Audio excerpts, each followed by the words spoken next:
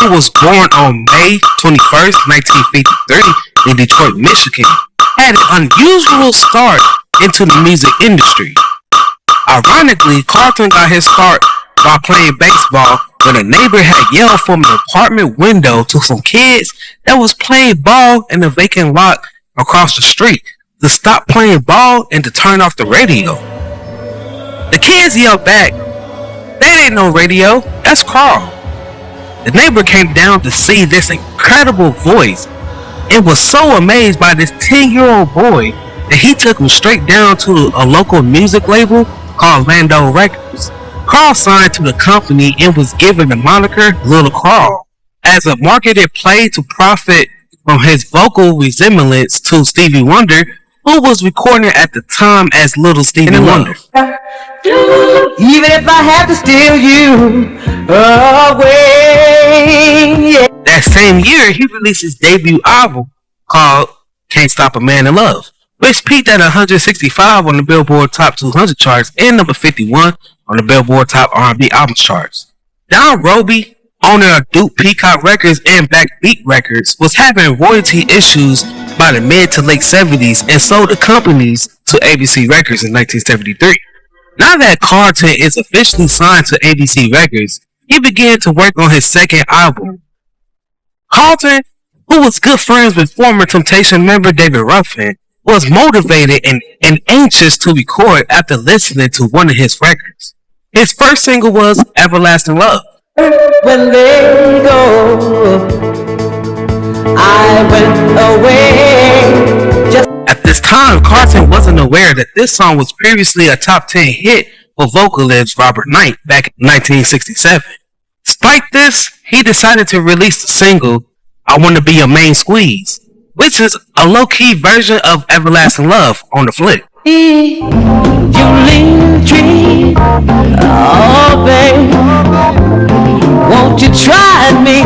In 1974, he released his third album titled Everlasting Love, which peaked at 132 on the Billboard Top 200 charts and number 22 on the Billboard Top R&B Albums charts. That next year, he released two singles with Morning, Noon, and Nighttime. Push yourself against your hair, oh, against your hair. And a cover of Rufus' Smoking Room. If there's any thirsty as a God, he must be. The following year, he released his fourth studio album with I Wanna Be With You, which reached at number 49 on the Billboard Top R&B Albums charts. From 1975 until 1977, Carlton didn't record any material for ABC Records.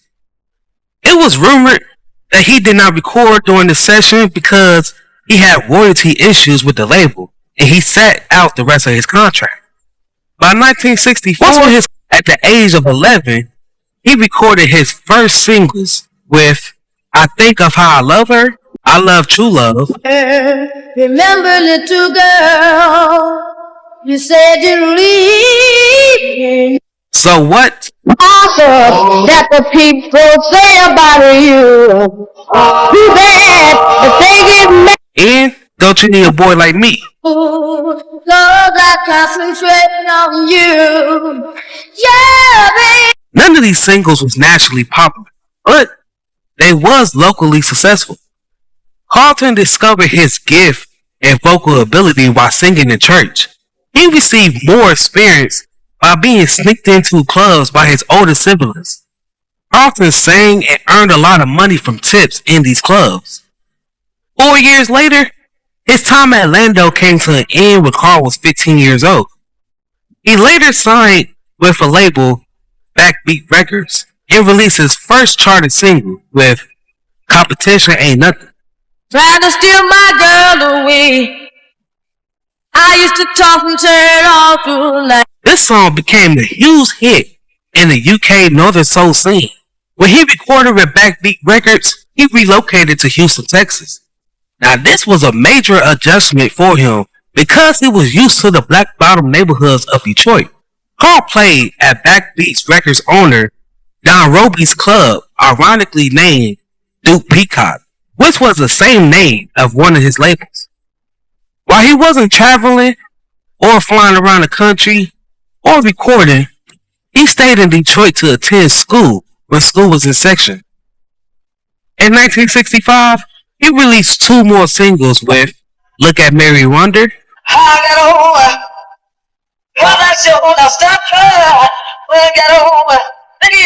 and Don't Walk Away. I'm trying to say. While holding down his music career, Carl also made sure he finished school while graduating in 1970 from Murray Wright High School in Detroit. That same year, he released the single Drop By My Place. Before you walk away, I just gotta say. By the end of 1970, he was named as one of the Cashbox Best R&B Artists. In January of 1971, he released the single I Can Feel It. Say it ain't so, baby. A crazy notion set my mind in double motion. Don't leave me. Followed by You Got So Much. Girl that I ever knew. Oh, but now I'm sorry. In 1972, he issued another single with I Won't Let That Chump Break Your Heart. Yeah. It's be good. I welcome you guys back on here. If you're new, consider subscribing, liking, and also share this video. So Carl Carlton, the legendary soul musician, a legend highly respected within the music industry, and of course a very talented singer who created two timeless songs of very different styles. The mash hits Everlasting Love and She's a Bad Mama Jama. That's sometimes referred to as She's Built, She's Stacked.